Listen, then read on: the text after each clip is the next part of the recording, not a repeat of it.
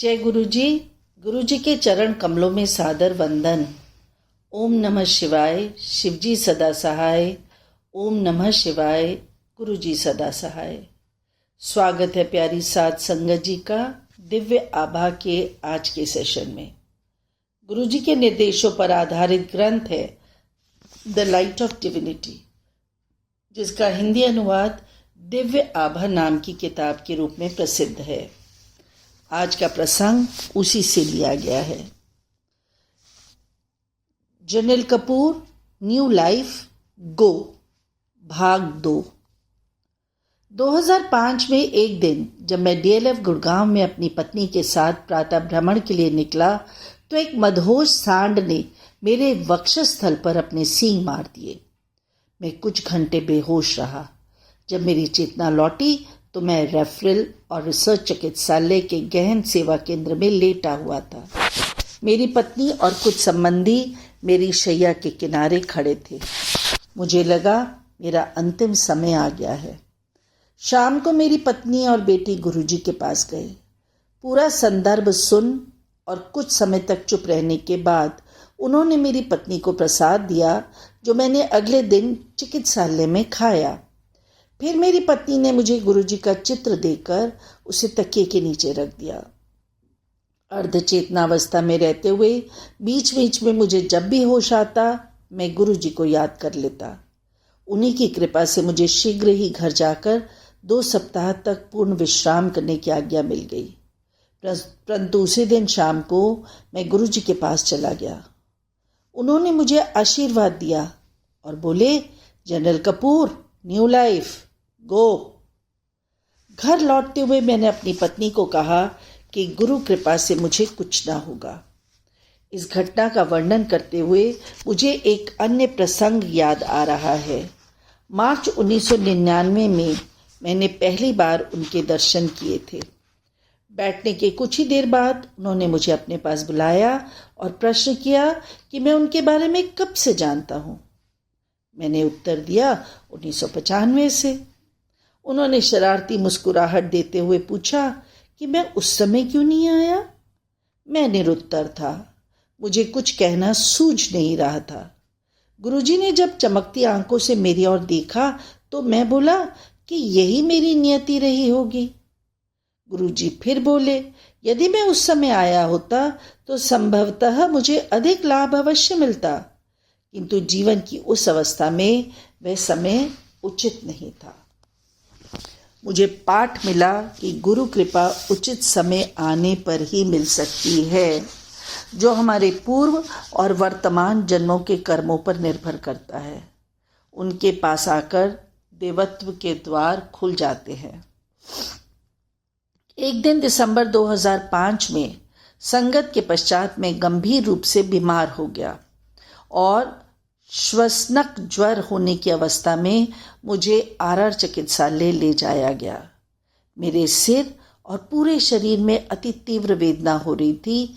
ज्वर 104 तक पहुंच गया था और किसी भी प्रकार की औषधि से उतरने का नाम नहीं ले रहा था। यद्यपि चिकित्सालय के उप कमांडेंट मेरे दोस्त थे, मेरा वहाँ के गहन सेवा केंद्र में बहुत ध्यान रखा जा रहा था। यह ज्वर अजय शत्रु सिद्ध हो रहा था। एक बार पुनः मैंने गुरुजी से, जो सदा मुझे विपत्तियों और वेदना से मुक्त करते आए हैं, विनती की।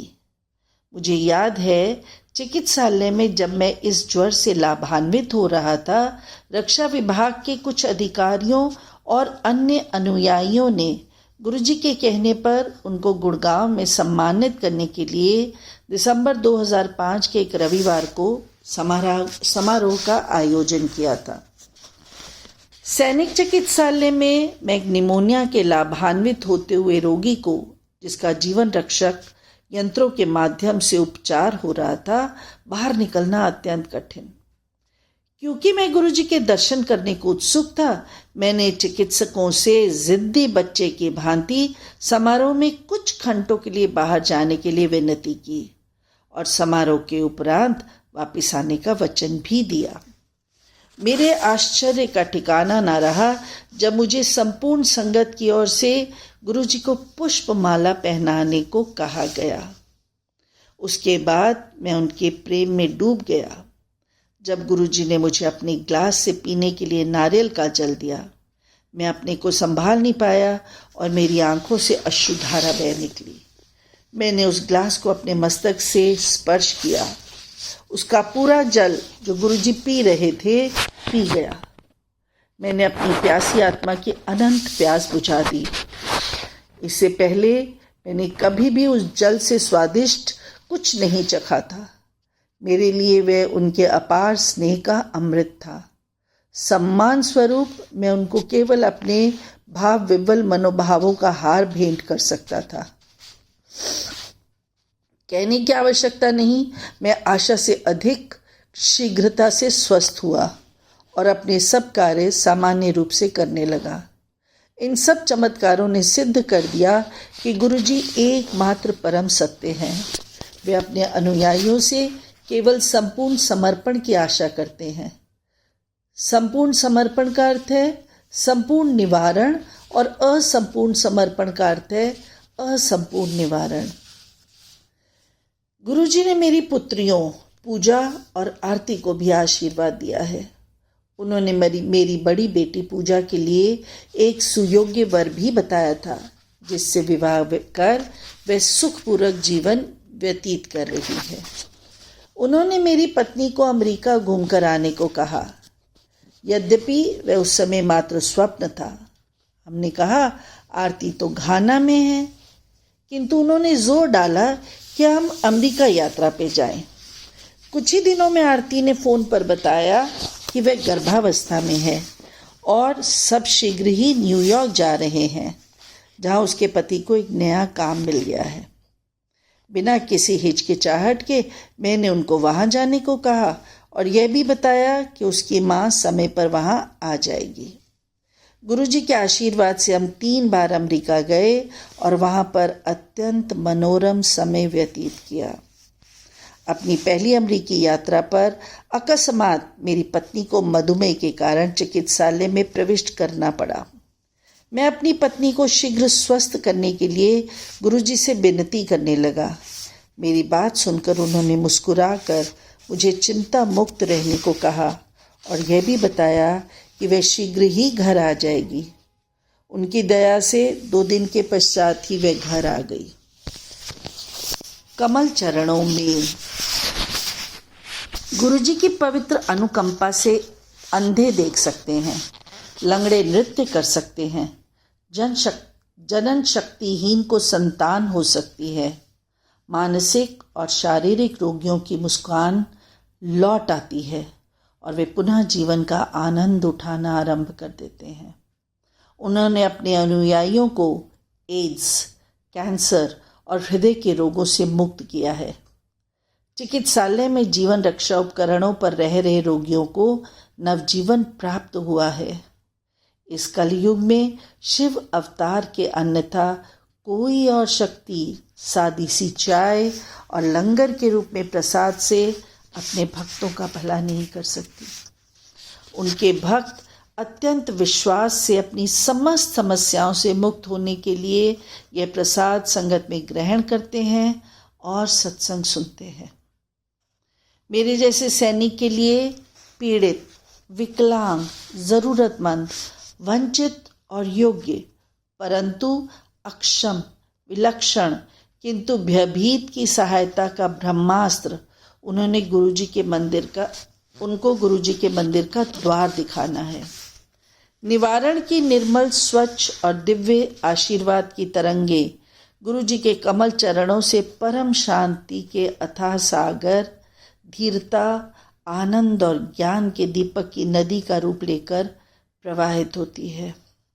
हमारे सुकर्म और अनदेखे भविष्य के कारण हम आदरणीय गुरुजी की पवित्र अनुकंपा प्राप्त कर सकते हैं।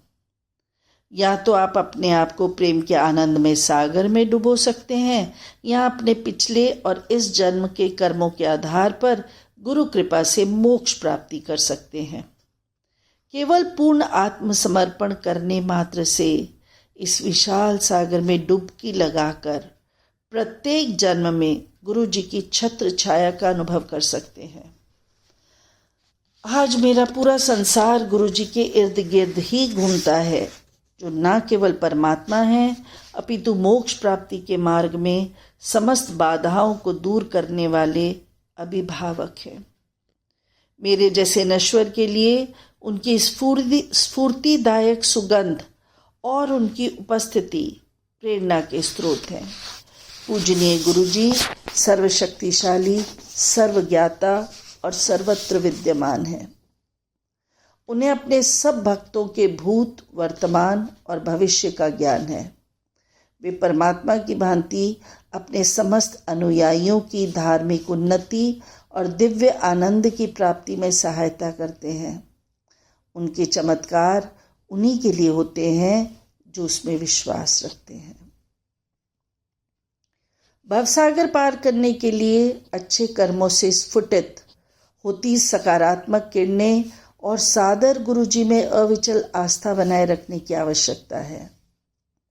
सबसे अधिक महत्वपूर्ण है मेरे जैसे सैनिक और योद्धा बनने का अविरल प्रयास, जो निर्वाण के अनजान क्षेत्रों से होकर जाते हुए कठिन मार्ग पर आ रही समस्त बाधाओं का सामना करने का साहस दे।